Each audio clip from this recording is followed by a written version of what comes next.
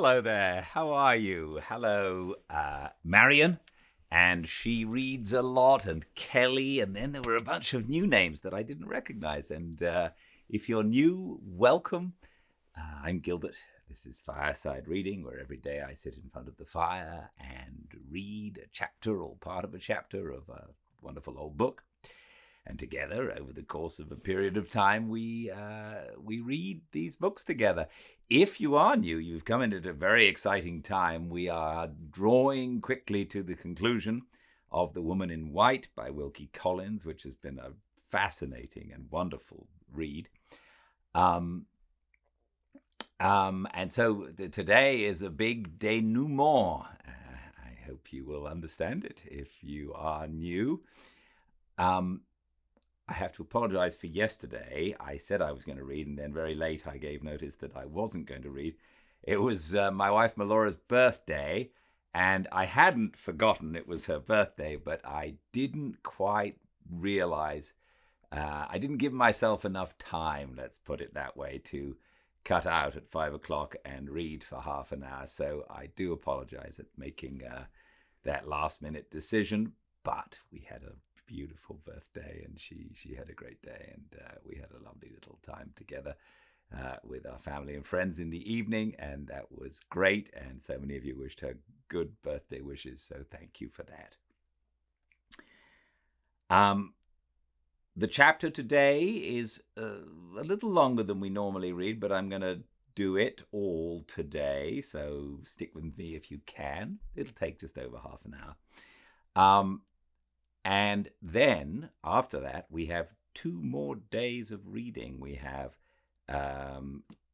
3 more chapters, but the last one's very brief. So, 2 more days of reading after today, and then we're going to take a break for a couple of weeks while we go off and have a little bit of a holiday, and then we'll be back.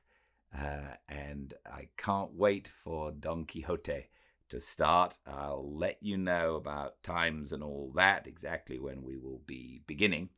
But we will begin, and it'll be somewhere mid-July.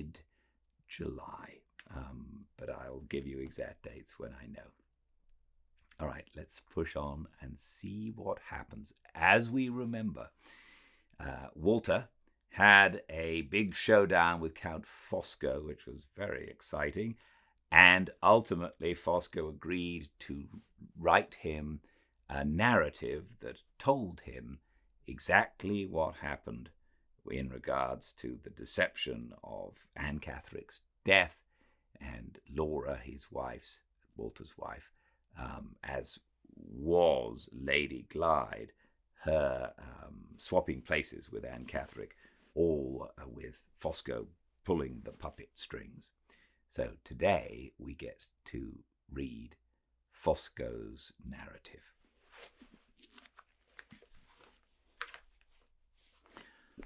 Welcome to a fireside reading of The Woman in White by Wilkie Collins, reading 72. The story continued by Isidore Ottavio Baldassare Fosco. Count of the Holy Roman Empire, Knight Grand Cross of the Order of the Brazen Crown, Perpetual Archmaster of the Rosicrucian Masons of Mesopotamia, attached in honorary capacity to societies, musical societies, medical societies, philosophical and societies, general, benevolent, throughout Europe, etc., etc., etc. The Count's narrative. In the summer of 1850, I arrived in England, charged with a delicate political mission from abroad. Confidential persons were semi-officially connected with me, whose exertions I was authorized to direct, Monsieur et Madame Rubel being among the number. Some weeks of spare time were at my disposal before I entered on my functions by establishing myself in the suburbs of London. Curiosity may stop here to ask for some explanation of those functions on my part. I entirely sympathize with the request. I also regret that diplomatic reserve forbids me to comply with it. I arranged to pass the preliminary period of repose, to which I have just referred, in the superb mansion of my late lamented friend, Sir Percival Glyde. He arrived from the continent with his wife. I arrived from the continent with mine. England is the land of domestic happiness. How, apparently, we entered it under these domestic circumstances. The bond of friendship which united Percival and myself was strengthened on this occasion by a touching similarity in the pecuniary position on his side and on mine. We both wanted money. Immense necessity, universal want. Is there a civilized human being who does not feel for us?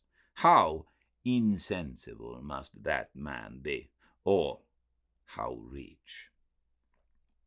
I enter into no sordid particulars in discussing this part of the subject. My mind recoils from them. With Roman austerity I show my empty purse and Percival's to the shrinking public gaze. Let us allow the deplorable fact to assert itself once for all in that matter and pass on. We were received at the mansion by the magnificent creature who is inscribed on my heart as Marian, who is known in the colder atmosphere of society as Miss Holcomb. Just heaven, with what inconceivable rapidity I learnt to adore that woman. At 60, I worshipped her with the volcanic ardor of 18. All the gold of my rich nature was poured hopelessly at her feet. My wife, poor angel, my wife, who adores me, got nothing but the shillings and the pennies. Such is the world, such man, such love. What are we, I ask, but puppets in a shadow box? Oh, omnipotent destiny, pull our strings gently, dance us mercifully off our miserable little stage. The preceding lines, rightly understood, express an entire system of philosophy. It is mine. I resume. The domestic position at the commencement of our residence at Blackwater Park has been drawn with amazing accuracy, with profound mental insight, by the hand of Marian herself. Pass me the intoxicating familiarity of mentioning this sublime creature by her Christian name. Accurate knowledge of the contents of her journal, to which I obtained access by clandestine means, unspeakably precious to me in the remembrance, warns my eager pen from topics which this essentially exhaustive woman has already made her own. The interests breathless and immense with which I am here concerned, begin with the deplorable calamity of Marian's illness. The situation at this period was emphatically a serious one. Large sums of money due at a certain time were wanted by Percival. I say nothing of the modicum equally necessary to myself, and the one source to look to for supplying them was the fortune of his wife, of which not one farthing was at his disposal until her death. Bad so far, and worse still farther on. My lamented friend had private troubles of his own, into which the delicacy of my disinterested attachment to him forbade me from inquiring too curiously. I knew nothing but that a woman named Anne Catherick was hidden in the neighborhood, that she was in communication with Lady Glyde, and that the disclosure of a secret, which would be the certain ruin of Percival, might be the result. He had told me himself that he was a lost man, unless his wife was silenced, and unless Anne Catherick was found. If he was a lost man, what would become of our pecuniary interests? Courageous as I am by nature, I absolutely trembled at the idea. The whole force of my intelligence was now directed to the finding of Anne Catherick. Our money affairs, important as they were, admitted of delay, but the necessity of discovering the woman admitted of none. I only knew her by description as presenting an extraordinary personal resemblance to Lady Glyde. The statement of this curious fact, intended merely to assist me in identifying the person of whom we were in search, when coupled with the additional information that Anne Catherick had escaped from a madhouse, started the first immense conception in my mind, which subsequently led to such amazing results. That conception involved nothing less than the complete transformation of two separate identities.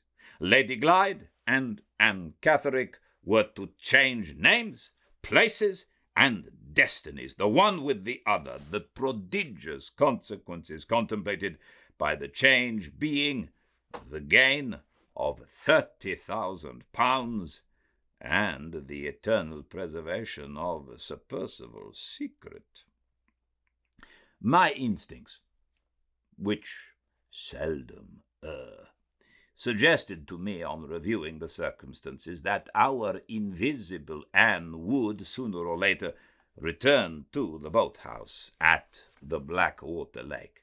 There I posted myself, previously mentioned to Mrs. Mitchelson, the housekeeper, that I might be found, when wanted, immersed in study in that solitary place. It is my rule never to make unnecessary mysteries, and never to set people suspecting me for want of a little seasonable candour on my part. Mrs. Mitchelson believed in me from first to last. This ladylike person, widow of a Protestant priest, overflowed with a faith, touched by such superfluity of simple confidence in a woman of her mature years. I opened the ample reservoirs of my nature and absorbed it all. I was rewarded for posting myself sentinel at the lake by the appearance, not of Anne Catherick herself, but of the person in charge of her. This individual also overflowed with simple faith, which I absorbed in myself, as in the case already mentioned. I leave her to describe the circumstances, if she has not done so already, under which she introduced me to the object of her maternal care. When I first saw Anne Catherick, she was asleep. I was electrified by the likeness between this unhappy woman and Lady Glyde. The details of the grand scheme which had suggested themselves in outline only up to that period occurred to me in all their masterly combination at the sight of the sleeping face. At the same time, my heart, always accessible to tender influences, dissolved in tears at the spectacle of suffering before me. I instantly set myself to impart relief. In other words, I provided the necessary stimulant for strengthening Anne Catherick to perform the journey to London. The best years of my life have been passed in the ardent study of medical and chemical science.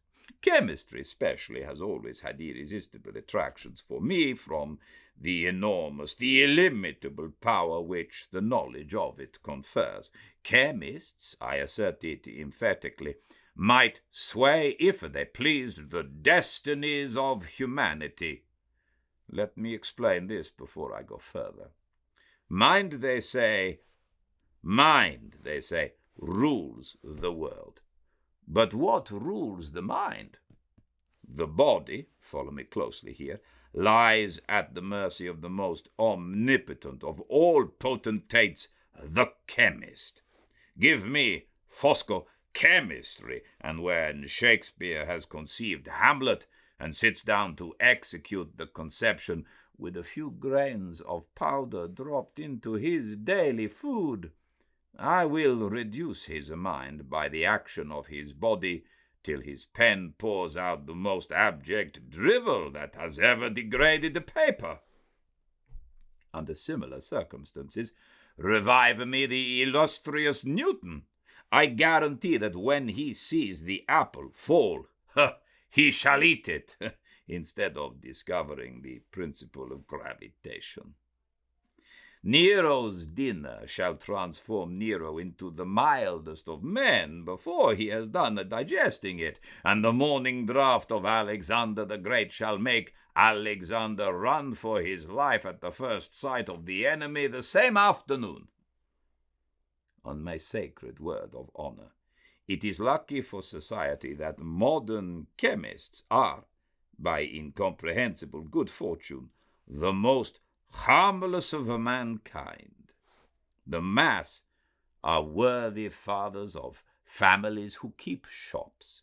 The few are philosophers besotted with admiration for the sound of their own lecturing voices, visionaries who waste their lives on fantastic impossibilities, or quacks whose ambition soars no higher than our corns. Thus society escapes, and the illimitable power of chemistry remains the slave of the most superficial and the most insignificant ends. Why this outburst? Why this withering eloquence? Because my conduct has been misrepresented, because my motives have been misunderstood. It has been assumed that I used my vast chemical resources against Anne Catherick, and that I would have used them if I could against the magnificent Marian herself. Odious insinuations both. All my interests were concerned, as will be seen presently, in the preservation of Anne Catherick's life. All my anxieties were concentrated on Marian's rescue from the hands of the licensed imbecile who attended her, and who found my advice confirmed from first to last by the physician from London. On 2 occasions only, both equally harmless to the individual on whom I practiced, did I summon to myself the assistance of chemical knowledge. On the first of the 2, after following Marian to the inn at Blackwater, studying, behind a convenient wagon which hid me from her, the poetry of emotion, as embodied in her walk, I availed myself of the services of my invaluable wife to copy one and to intercept the other of 2 letters which my adored enemy had entrusted to a discarded maid. In this case, the letters being in the bosom of the girl's dress, Madame Fosco could only open them, read them, perform her instructions, seal them, and put them back again by scientific assistance, which assistance I rendered in a half-ounce bottle. The second occasion, when the same means were employed, was the occasion, to which I shall soon refer, of Lady Glyde's arrival in London. Never at any other time was I indebted to my art, as distinguished from myself. To all other emergencies and complications, my natural capacity for grappling single-handed with circumstances was invariably equal. I affirm the all-pervading intelligence of that capacity. At the expense of the chemist, I vindicate the man. Respect this outburst of generous indignation. It has inexpressibly relieved me. En route, let us proceed. Having suggested to Mrs. Clement, or Clements, I am not sure which, that the best method of keeping Anne out of Percival's reach was to remove her to London, having found that my proposal was eagerly received, and having appointed a day to meet the travellers at the station and to see them leave it, I was at liberty to return to the house and to confront the difficulties which still remained to be met. My first proceeding was to avail myself of the sublime devotion of my wife. I had engaged with Mrs. Clements that she should communicate her London address to in Anne's interest to Lady Glyde. But this was not enough. Designing persons in my absence might shake the simple confidence of Mrs. Clements, and she might not write after all. Who could I find capable of travelling to London by the train she travelled by, and of privately seeing her home? I asked myself this question. The conjugal part of me immediately answered, Madame Fosco.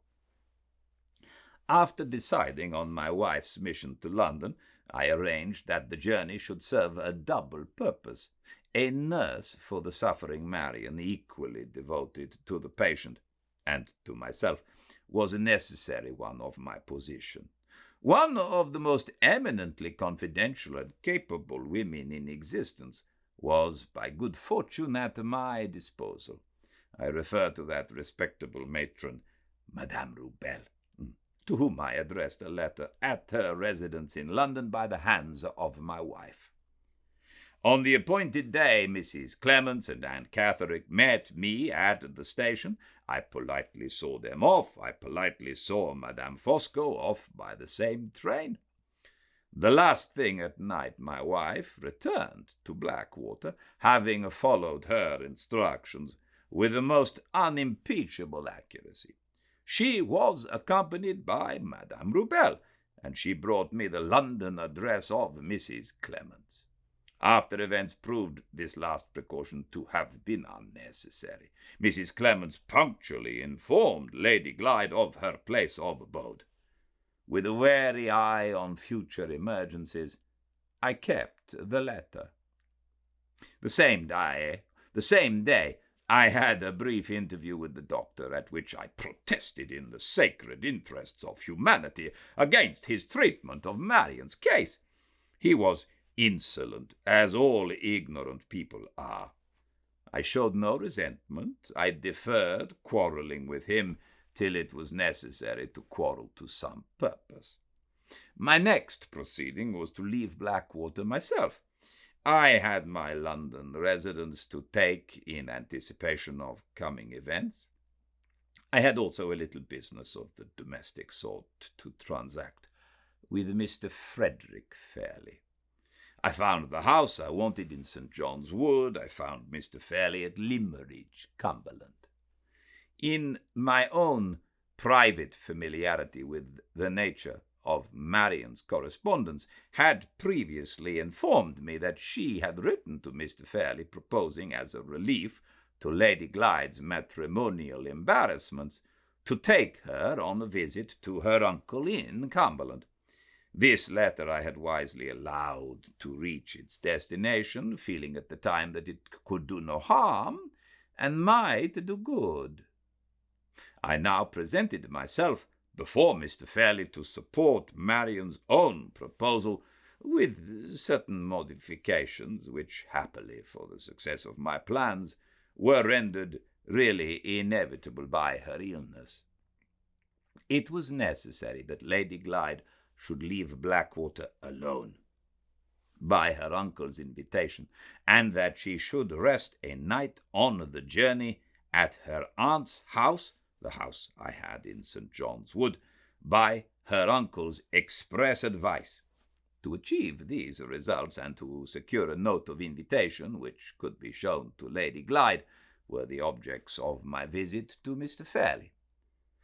When I have mentioned that this gentleman was equally feeble in mind and body, and that I let loose the whole force of my character on him, I have said enough.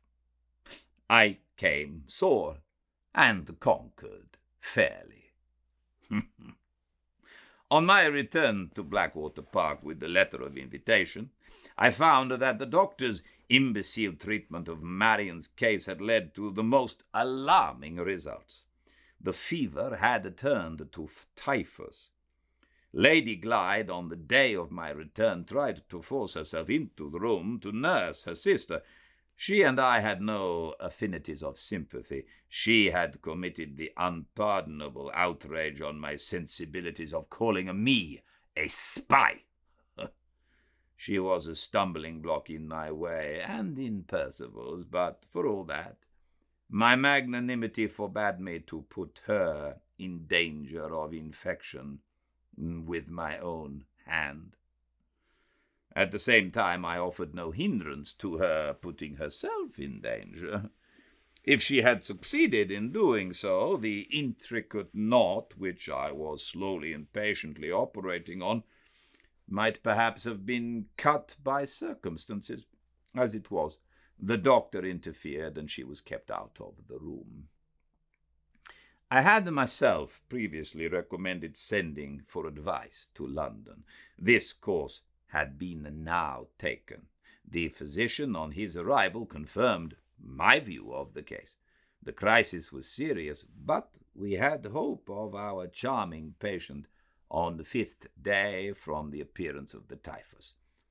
I was only once absent from Blackwater at this time, when I went to London by the morning train to make the final arrangement at my house in St. John's Wood, to assure myself by private inquiry that Mrs. Clement had not moved, and to settle one or two little preliminary matters with the husband of Madame Rubel. I returned at night. 5 days afterwards, the physician pronounced our interesting Marian to be out of all danger and to be in need of nothing but careful nursing. This was the time I had waited for. Now that medical attendance was no longer indispensable, I played the first move in the game by asserting myself against the doctor. He was one among many witnesses in my way whom it was necessary to remove. A lively altercation between us, in which Percival, previously instructed by me, refused to interfere, served the purpose in view. I descended on the miserable man in an irresistible avalanche of indignation and swept him from the house. The servants were the next encumbrances to get rid of. Again I instructed Percival, whose moral courage required perpetual stimulants, and Mrs. Mitchelson was amazed one day by hearing from her master that the establishment was to be broken up. We cleared the house of all the servants but one who was kept for domestic purposes, and whose lumpish stupidity we could trust to make no embarrassing discoveries. When they were gone, nothing remained but to relieve ourselves of Mrs. Mitchelson, a result which was easily achieved by sending this amiable lady to find lodgings for her mistress at the seaside. The circumstances were now exactly what they were required to be. Lady Glyde was confined to her room by nervous illness, and the lumpish housemaid, I forget her name, was shut up there at midnight in attendance on her mistress. Marian, though fast recovering, still kept her bed with Mrs. Rubel for nurse. No other living creatures but my wife, myself, and Percival were in the house. With all the chances thus in our favor, I confronted the next emergency and played the second move in the game. The object of the second move was to induce Lady Glyde to leave Blackwater unaccompanied by her sister. Unless we could persuade her that Marian had gone on to Cumberland first, there was no chance of removing her of her own free will from the house. To produce this necessary operation in her mind, we concealed our interesting invalid in one of the uninhabited bedrooms of Blackwater. At the dead of night, Madame Fosco, Madame Rumel, and myself, Percival not being cool enough to be trusted, accomplished the concealment. The scene was picturesque, mysterious, dramatic in the highest degree. By my directions, the bed had been made in the morning on a strong, movable framework of wood. We had only to lift the framework gently at the head and foot, and to transport our patient where we pleased without disturbing herself or her bed. No chemical assistance was needed or used in this case. Our interesting Marian lay in the deep repose of convalescence. We placed the candles and opened the doors beforehand. I, in right of my great personal strength, took the head of the framework. My wife and Madame Rubel took the foot. I bore my share of that inestimably precious burden with a manly tenderness, with a fatherly care. Where is the modern Rembrandt who could depict our midnight procession? Alas for the arts! Alas for this most pictorial of subjects! The modern Rembrandt is nowhere to be found. The next morning, my wife and I started for London, leaving Marian secluded in the uninhabited middle of the house under care of Madame Rubel, who kindly consented to imprison herself with her patient for 2 or 3 days. Before taking our departure, I gave Percival Mr. Fairley's letter of invitation to his niece, instructing her to sleep on the journey to Cumberland at her aunt's house, with directions to show it to Lady Glyde on hearing from me. I also obtained from him the address of the asylum in which Anne Catherick had been confined, and a letter to the proprietor announcing to that gentleman the return of his runaway patient to medical care. I had arranged at my last visit to the metropolis to have our modest domestic establishment ready to receive us when we arrived in London by the early train. In consequence of this wise precaution, we were enabled that day to play the third move in the game, the getting possession of Anne Catherick. Dates are of importance here. I combine in myself the opposite characteristics of a man of sentiment and a man of business. I have all the dates at my fingers' ends. On Wednesday, the 24th of July, 1850, I sent my wife in a cab to clear Mrs. Clements out of the way in the first place. A supposed message from Lady Glyde in London was sufficient to obtain this result. Mrs. Clements was taken away in the cab and was left in the cab while my wife, on pretence of purchasing something at a shop, gave her the slip and returned to receive her expected visitor at our house in St. John's Wood. It is hardly necessary to add that the visitor had been described to the servants as Lady Glyde.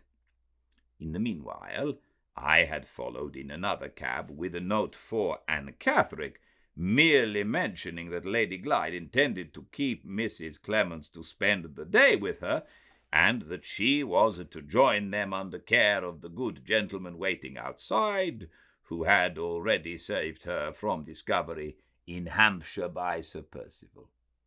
The good gentleman sent in this note by a street boy, and paused for results a door or two farther on. At the moment when Anne appeared at the house door and closed it, this excellent man had the cab door open ready for her, absorbed her into the vehicle, and drove off. Pass me here one exclamation in parenthesis. How interesting this is. On the way to Forest Road, my companion showed no fear. I can be paternal, no man more so, when I please, and I was intensely paternal on this occasion. What titles I had to her confidence! I had compounded the medicine which had done her good. I had warned her of her danger from Sir Percival. Perhaps I trusted too implicitly to these titles. Perhaps I underrated the keenness of the lower instincts in persons of weak intellect. It is certain that I neglected to prepare her sufficiently for a disappointment on entering my house. When I took her into the drawing-room, when she saw no one present but Madame Fosco, who was a stranger to her, she exhibited the most violent agitation. If she had scented danger in the air as a dog scents the presence of some creature unseen, her alarm could not have displayed itself more suddenly and more causelessly. I interposed in vain. The fear from which she was suffering I might have soothed, but the serious heart disease under which she labored was beyond the reach of all moral palliatives. To my unspeakable horror, she was seized with convulsions, a shock to the system in her condition, which might have laid her dead at any moment at our feet. The nearest doctor was sent for, and was told that Lady Glyde required his immediate services. To my infinite relief, he was a capable man. I represented my visitor to him as a person of weak intellect and subject to delusions, and I arranged that no nurse but my wife should watch in the sick room. The unhappy woman was too ill, however, to cause any anxiety about what she might say.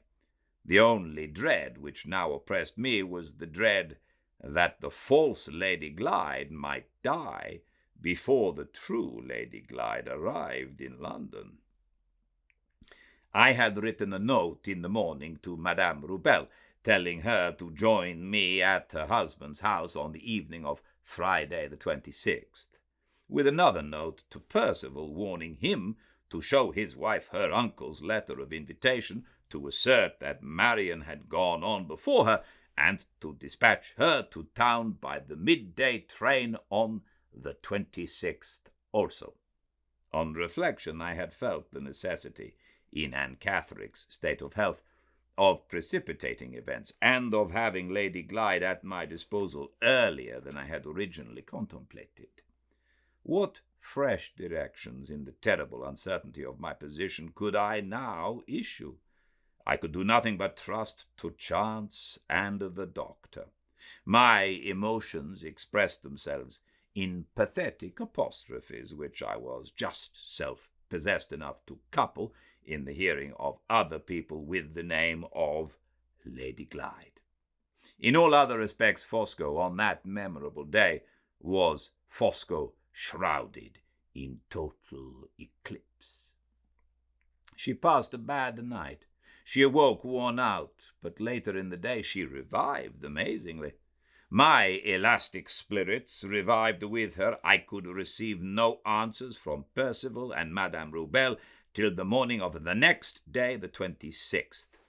In anticipation of their following my directions, which, accident apart, I knew they would do, I went to secure a fly to fetch Lady Glyde from the railway, directing it to be at my house on the 26th at 2 o'clock. After seeing the order entered in the book, I went on to arrange matters with Monsieur Rubel. I also procured the services of 2 gentlemen who could furnish me with the necessary certificates of lunacy. One of them I knew personally, the other was known to Monsieur Rubel. Both were men whose vigorous minds soared superior to narrow scruples. Both were laboring under temporary embarrassments. Both believed in me. It was past 5 o'clock in the afternoon before I returned from the performance of these duties. When I got back, Anne Catherick was dead. Dead on the 25th. And Lady Glyde was not to arrive in London till the 26th. I was stunned. Meditate on that. Fosco! Stunned! It was too late to retrace our steps. Before my return, the doctor had officially undertaken to save me all trouble by registering the death on the date when it happened with his own hand. My grand scheme, unassailable hitherto, had its weak place now. No efforts on my part could alter the fatal event of the 25th. I turned manfully to the future. Percival's interests and mine being still at stake, nothing was left but to play the game through to the end. I recalled my impenetrable calm and played it. On the morning of the 26th, Percival's letter reached me announcing his wife's arrival by the midday train. Madame Rubel also wrote to say she would follow in the evening. I started in the fly, leaving the false Lady Glyde dead in the house, to receive the true Lady Glyde on her arrival by the railway at 3 o'clock. Hidden under the seat of the carriage, I carried with me all the clothes Anne Catherick had worn on coming into my house. They were destined to assist the resurrection of the woman who was dead in the person of the woman who was living. What a situation! I suggest it to the rising romance writers of England. I offer it as totally new to the worn-out dramatists of France. Lady Glyde was at the station. There was great crowding and confusion and more delay than I liked, in case any of her friends had happened to be on the spot in reclaiming her luggage. Her first questions as we drove off implored me to tell her news of her sister. I invented news of the most pacifying kind, assuring her that she was about to see her sister at my house. My house on this occasion only was in the neighborhood of Leicester Square and was in the occupation of Monsieur Rubel, who received us in the hall. I took my visitor upstairs into a back room, the two medical gentlemen being there in waiting on the floor beneath to see the patient and to give me their certificates.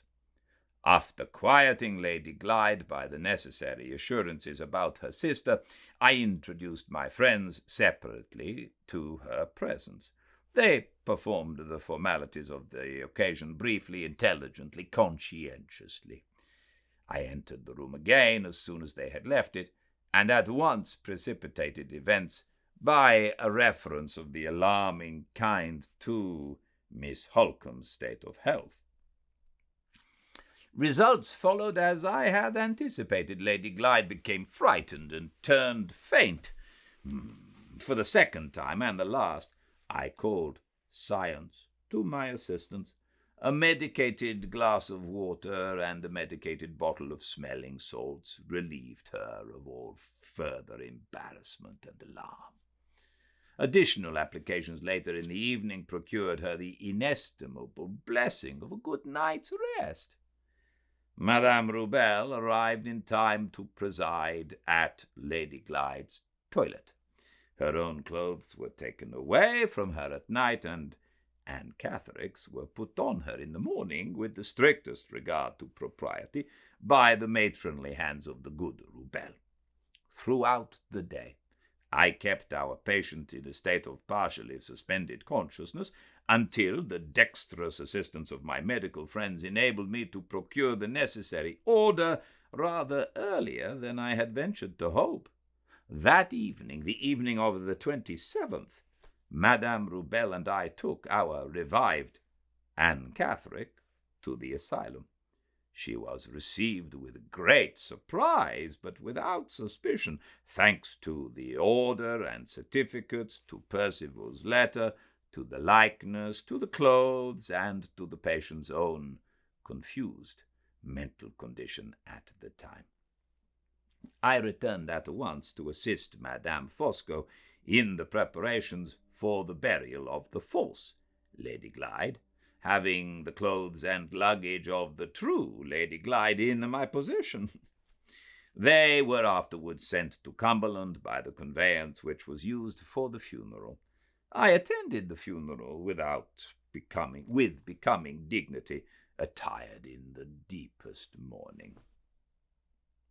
My narrative of these remarkable events, written under equally remarkable circumstances, closes here. The minor precautions which I observed in communicating with Limmeridge House are already known. So is the magnificent success of my enterprise. So are the solid pecuniary results which followed it. I have to assert, with the whole force of my conviction, that the one weak place in my scheme would never have been found out if the one weak place in my heart had not been first discovered. Nothing but my fatal admiration for Marian restrained me from stepping into my own rescue when she effected her sister's escape. I ran the risk and trusted in the complete destruction of Lady Glyde's identity. If either Marian or Mr. Hartright attempted to assert that identity, they would publicly expose themselves to the imputation of sustaining a rank deception. They would be distrusted and discredited accordingly, and they would therefore be powerless to place my interests or Percival's secret in jeopardy. I committed one error in trusting myself to such a blindfold calculation of chances as this. I committed another when Percival had paid the penalty of his own obstinacy and violence by granting Lady Glyde a second reprieve from the madhouse and allowing Mr. Hartright a second chance of escaping me. In brief, Fosco, at this serious crisis, was untrue to himself. Deplorable and uncharacteristic fault. Behold the cause in my heart. Behold, in the image of Marian Holcombe, the first and last weakness of Fosco's life. At the ripe age of 60, I make this unparalleled confession. Youths, I invoke your sympathy. Maidens, I claim your tears. A word more, and the attention of the reader, concentrated breathlessly on myself, shall be released. My own mental insight informs me that 3 inevitable questions will be asked here by persons of inquiring minds. They shall be stated, they shall be answered. First question. What is the secret of Madame Fosco's unhesitating devotion of herself to the fulfillment of my boldest wishes, to the furtherance of my deepest plans? I might answer this by simply referring to my own character, and by asking in my turn, where in the history of the world has a man of my order ever been found without a woman in the background, self-immolated on the altar of his life? But I remember that I am writing in England. I remember that I was married in England. And I ask if a woman's marriage obligations in this country provide for her private opinion of her husband's principles. No. They charge her unreservedly to love, honor, and obey him. That is exactly what my wife has done. I stand here on a supreme moral elevation, and I loftily assert her accurate performance of her conjugal duties. Silence calumny, your sympathies, wives of England, for Madame Fosco. Second question. If Anne Catherick had not died when she did, what should I have done? I should in that case have assisted worn-out nature in finding permanent repose. I should have opened the doors of the prison of life, and have extended to the captive, incurably afflicted in mind and body both, a happy release. Third question. On a calm revision of all the circumstances, is my conduct worthy of any serious blame? Most emphatically, no. Have I not carefully avoided exposing myself to the odium of committing unnecessary crime, With my vast resources in chemistry, I might have taken Lady Glyde's life. At immense personal sacrifice, I followed the dictates of my own ingenuity, my own humanity, my own caution, and took her identity instead. Judge me by what I might have done. How comparatively innocent, how indirectly virtuous I appear in what I really did. I announced on beginning it that this narrative would be a remarkable document. It has entirely answered my expectations. Receive these fervid lines, my last legacy to the country I leave forever. They are worthy of the occasion and worthy of Fosco.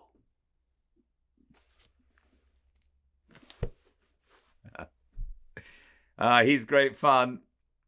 I somehow think that's the last we're going to see of him, but you never know. There may be a comeuppance. 2 more days of reading, tomorrow and the day after. I can't wait. I hope you can join me. See you all very soon, but until then, everyone, please stay very, very well. Good night.